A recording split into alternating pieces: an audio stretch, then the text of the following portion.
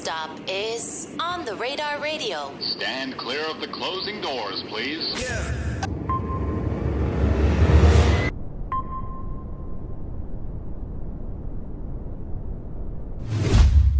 Yes, sir, baby. On the Radar Radio. Yo, special guest in the building, a legend in the building, Chiddy Bang in the What's building. Up, Gabe? What's How good, you? bro? Chilling. Welcome to the show, man. Thank you for having me, man. Thank you for being here, bro. For sure. You a legend, man. I told you before this. Breakfast was such an important part of my high school years. Wow. In my formative years. Wow. So it's truly an honor to have you here with us on this show today, man. It's kind of unreal because I feel like I grew up listening. You know, like when you grow up listening to somebody and it's like, damn, like I'm actually meeting them. Right. It's kind of how I feel right now. Wow. Man. Wow. Thank you, man. I'm honored for you guys to have me on the platform, man. You guys been doing incredible things. Thank you, man. How you been? Couple years. I've been good, man. Just hustling. New music, you know, just kind of rolling out this new wave and just getting it going. There was like obviously there's a big gap in like the discography. For sure. Right? For sure. What was like going on in those let me get like between breakfast and lunch, right? It's like a long gap. Like 11 years? Yeah, like 11 years. 11 years, bro. Well, a lot happened during that time. And other music came out during then, but like what was like the core like that happened during that time where you weren't putting out music in this like regard? Okay, so or this capacity too. So first thing, my group member, my producer left. Noah left. He wanted to do his own thing. He didn't like the rigors of like being on the road and doing like promotion, radio promo. There was a lot of nights where it was like we traveling on late flights and shit, and then like waking up early in the morning to like have to rip and run. He just wanted to be in the studio. Yeah. So after Noah left, the label kind of pulled out at a certain point as well. We was kind of like trying to renegotiate. The contract, kind of fell through on that. And then, I had a manager at the time who I was working with. And, man, he had a label at the time. I was thinking about signing to the label. It's kind of in that process. I was getting ready to drop. But then last minute, I was like, nah, I ain't really trying to do that. So really, I would just chalk it up to, like, music industry shit. You know what I'm saying? And kind of just like I always had this in me to be able to drop music at this pace, but I think I had to get rid of all the red tape. With the during all that, because it kind of feels like just you saying that it was like just kind of like a domino effect, right? Right. It's like obviously like Noah left and went to go do his own thing, and then that went into the label, and that went into the management, then went into the management label. Like, did it make you fall out of love with the music? I guess in a similar way that maybe Noah didn't enjoy being on, like, like that bothered him. Did all this stuff bother you to the point where you almost were just like, well, you took this break in terms of like releasing music? It didn't. I never really fell out of the love for the music because I've been doing music since the first record I ever made was when I was 14. The first song was when I was 14. The first project was when I was 16. Right. We started popping when I was like 18. That's when I met Noah. So I've been doing it essentially for more than half of my life.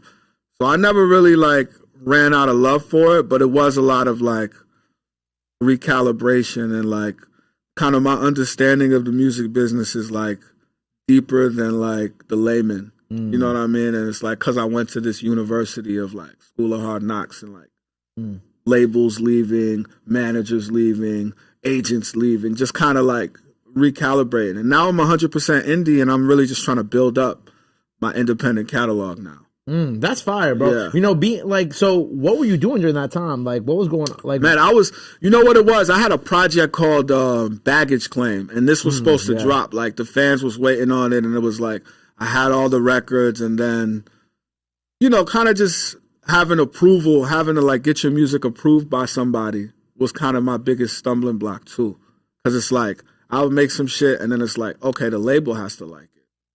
And the label, there's records from that era that the label didn't like, that's classics that I probably still might put out. You know what I mean? Or the manager has to like it. Now I'm in this free creative space to where it's like, I'm just believing in myself, trusting in myself. And it's like, if I like it, the shit's coming out. That's beautiful, man. I like that for you. Yeah. And then obviously, like, I think like coming back with Lunch is such a, obviously it's kind of like, it's a little bit of nostalgia mixed with like a little bit of what's new. Correct. You know what I'm saying? Correct. Cause like, it's like, look, I'm Chiddy Bang. We're back. We're doing what we're doing, what we love again. The Right. sequel to Breakfast, and then of course it's just kind of like it's a good way to return to the fans. Yeah, too. kind of to segue back. I wanted to do an homage. Like I wanted to just like kind of pick up where I left off, but like there's other themes that we're gonna continue to explore. But you know, we definitely got to finish that trilogy off. You know what I mean? I was gonna say like is dinner coming? Yeah, soon? dinner's gonna come, but I'm waiting for the right moment for that. I want to like increase the presence and like make dinner like more special. Might bring back old guests, old friends. Might, you know what I mean? Bring in other co-stars. Like make it feel special again. Yeah, I'm not gonna just like rush to like do these things. You know what I mean? Yeah, like make it feel like a proper. A proper album, a proper conclusion. You know, I might get some old friends, people that was even around in that era, just to like close that chapter. But I'm definitely, you know, like 2023, like I dropped a song every week. Yeah. So I went from like not being able to release. I wanted to make up for lost time. Right, and that's something I was going to bring up later in the interviews. Like when you go to like all the songs that came out, there's a lot. Like there's a lot of music that came out. Right. But how do you feel like, were people like rediscovering you after Lunch? Like, did you kind of get that? Like, oh shit, like people started paying attention, like again in the serious way? Definitely. Like, I think Lunch definitely spiked it. Lunch definitely spiked the algorithm and had people tuning in. But I did notice certain things about like just dropping like consistently like good things and bad things. One good thing is I 10x the independent catalog revenue. Okay. You know what I'm saying? So that's a good thing. But then the bad thing is that like each song kind of like doesn't get the attention that it deserves. You know what I mean? Like, cause it's just like, it's an onslaught and the masses are really kind of like dumb, respectfully. You know what I'm saying? I say this sometimes. Yeah. Yeah, so you got to spoon feed people. You got to spoon feed them. You can't just give them the whole, you know, kit and caboodle and throw it all at them and shit. You kind of got to like let them live with one and like work that for some months. And then like, so that's what I'm on now. I'm more like focused on releasing less and then like pairing it with more content. Right. Yeah. You know, I always wanted to ask you this, bro, right? As a Chiddy Bang fan, right? What's like the best memory making Breakfast or even like making the preview? Like, what is your favorite memory from those times? Man, I gotta say, man, shout out to London, man. Shout out to Parlophone Records. I actually just did a show in London like 2 weeks ago. Okay. And like the A&R that signed us was there at the show. And he was Get in the the fuck crowd. out of Yeah, here, I invited him and shit. He came out. He was vibing. Like it was important for me to do that because like some of the best moments that I had was in London, being signed to a UK label. Like we got signed on the London Eye, and we were just out there on the road. Like we played Glastonbury. A lot of fun times in the Sprinter, like in the countryside in the UK. Yeah, man. I think being young and being exposed to a whole new country and like even a whole new continent, like being all around Europe and shit like that, like. Those were the times, for sure. London. You know what I mean? London. Interesting. London is big. That's not what I thought you would have said. I thought you would have had some like moment from making the project that you were like, oh, this is that. But that's interesting that you said that. Yeah, that was, I mean, from the project, high moments. Q-Tip was special. Q-Tip was special. Q-Tip?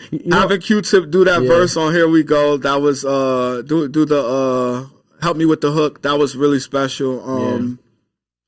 Yeah, man, just along the way, there was a lot of people that were a part of the journey. Big Sean, Mike Posner, my boy Marky Basie, who was in a band called 2 a.m. Club. Like he was he was a part of my journey. And yeah, just all the people that we met along the way, man. That's beautiful. You know, it's crazy because I actually had like this whole who did I have the conversation with about Q-Tip? Oh, Consequence. Like I had a whole conversation about Q-Tip and how like it's fucked up that Tribe Called Quest and Tip aren't in the Hall of Fame, the Rock and Roll Hall of Fame. Because I think of like how Q-Tip and Tribe made it cool for like the quote unquote weird kids to make music. And I feel like they influence, like that's obviously like that skateboard culture that eventually lended into like the blog era.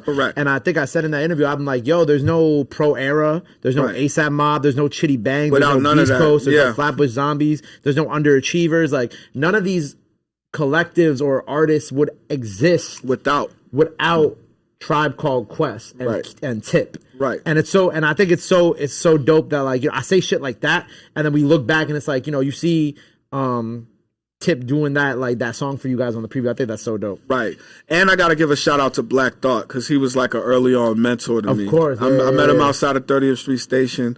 We had just finished doing a show, and I ran up on him. I'm like, yo, we a group. We just did a show. Like, we got fired. He's like, where's the music? I'm like, oh, shit. We don't got no music, but I'm going to get up with you. And this is like during the MySpace era. Yeah. So I went back. Like, I messaged him on MySpace and shit. That's funny. And at that time, we had the Opposite of Adult song on the MySpace. Yeah, it's a small record. A small record. It was going off on MySpace, going crazy. Nah, I'm joking. It's a big record. Come on, bro. What the fuck? Just a little small record. Just a little something. So he heard that record and he was like, "Yo, y'all sampled MGMT," and it was crazy. And he was like, "Yo, let me manage you." And from there, he took us to Electric. I forgot what the name of the studio was, but.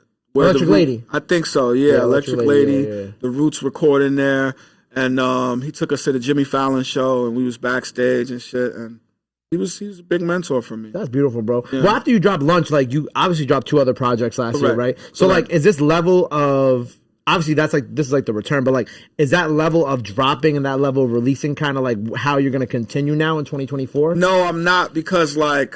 I kind of want to tweak the algorithm. Not to say that I can't do it. I'm very, very much so capable. I have a lot of music stocked up in this new era, but I really want to be more strategic now. And so I kind of want to make it more of an event every time I pop out. You know what I mean? I don't really want to water myself down too much in a sense. So we're going to just drop songs and, work them and like kind of build the momentum. And so the next time you see a full-length project from me, it will be like momentum that you can feel. You know what I'm saying? Yeah. Like, you feel the momentum before the project comes. You're not trying to, like, create the momentum through the project. Like, I'm not trying to... I feel like I worked really, really hard, and I 10x'd my independent catalog. But, like, people work smart and drop way less and, like, get 100 million streams. You know what I mean? Get 1 billion streams. So it's like, let's recalibrate this. Right. You know what I mean? It's funny because I was also watching, while I was reading back up the other day as I was getting ready for this interview, I was reading about like the Guinness Book of World Records. How long was it? Oh, it was 9 hours, 18 minutes, and 22 seconds. Did anybody ever come close to that? I think some people actually might have took it. You know what I mean? I stopped tuning it. Yeah, I think so. Like, everybody wanted... I don't fucking know. We could Google it, look it up. I thought Juice WRLD might have come close. Juice WRLD is an insane freestyler, insane artist. Like, he was the only person who I saw was like, oh, okay. Like, as like competition in that free range too. Like, he's nice. Like, he could do this. Like, you know what I mean? He could have got a Guinness World. And it was funny because I want you to tell it to the people, because I think this is a question that everybody had was like, how did you even live during that time? Like in that period of rapping, like you were talking about, I'm like, my biggest question, Chiddy, when you walked in, I was like, how did you go to the bathroom? Man, bro, we was mic'd up and shit, and it was like, you had like a 3-second like time limit to like not rap. So I was just like in and rapping, like flowing and rapping at the same time, like just keeping it going, Like, we tried a lot of things. Like, I was trying to like smoke, but it just was too technical. Like, you got to inhale, like hit it, then you got to rap. Like, it didn't really work as well.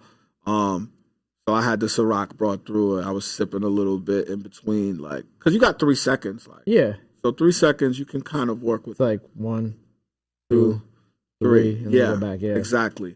And like another hack that I used was like listening to beats that really inspired me. You know what I'm saying? Like, you could choose the beats that you want, and the fans send you in like topics. So, word? Yeah. So it's like, if you hear some shit that inspires you over and over again, like, I think I rinsed Hey Ma, the Diplomats, the Cam shit. I rinsed that shit because it was just something about the beat, the simplicity. It was open. It just let me get my shit off. That's fine. I probably got 5 hours of the record off Hey Ma. You know what I'm saying? It's so funny to think about too. It's just like rapping on Hey Ma for such an elongated period of time. Right. Loop the fucking beat, just like the RX Poppy shit. Loop the fucking beat. Loop that shit. That's crazy. So where do we go from here, bro? Like, what's next? What are we cooking? Man, where we go, man? We really trying to get a hit record though. I'm gonna be real with you. You know what I'm saying? Respectfully, yeah. Respectfully, like, I think we're back. Like, I got a lot of homies who we talk about the music industry, and like, it's like from an artistic lens, we've been doing it from an artistic lens all 2023 at a high level. But now it's time to, I think what changes people's careers and lives is a hit record. That's what happened initially with me. You know what I mean? That Opposite of Adult song, some could say, changed my life. You know what I'm saying? So, you know, just trying to land a big record, and, you know, get on the road, do a tour, continue to dominate. Word. You know what I'm saying?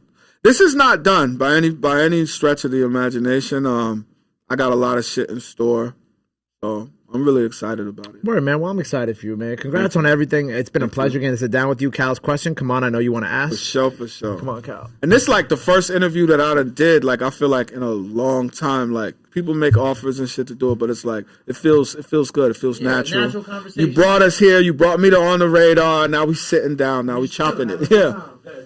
What's up, Cal? Hello, man. Hello, everybody. Welcome back to another episode of Cal's Questions. Chiddy, my question for you today is, you know, as someone who's been in the game for years, throughout your career, you've made a lot of use of samples. Yes. Like we were just talking about, you know, most iconically, MDMT on Opposite of Adults. Correct. How do you feel about how the use of samples has changed over the years, especially with, you know, big emerging genres now like Jersey drill and, you know, sample drill too, and all that stuff makes heavy, you know. Right. But yeah, how do you feel about how samples have changed?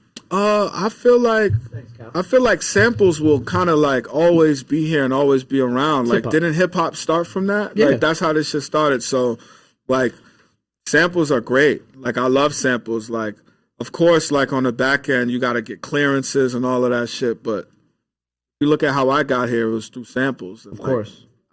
That's a key part of my identity as an artist. Word, man. Sampling, there you go. Yeah. Never gonna stop. No. Never gonna stop. No. And neither are you, Chiddy. No, never gonna stop. No way. Well, look, man, I appreciate you again coming through today. Yes, by the time people see this freestyle performance out now, go run that up. Yes, sir. Before we get up out of here, bro, anything else you want to let the people know where they can follow you at, all that good stuff. Now's the time to do it. Yeah. Right here. Yo, follow me on Instagram at Chiddy Bang. Stay tuned. Follow me on Spotify as well at Chiddy Bang. Shout out Adventure Records, man. Shout out the whole team. Independent, getting it. There you go, man. Well, look, check out everything he has out now. Make sure you go follow him. Go run up everything. Go run up the freestyle. Go run up the performance. Go show him some love. Go show him some support. Love is free. Support is free. But y'all remember that. Till next time, Chiddy Bang on the radar. Yeah, bow. My God, love. 100. Appreciate you.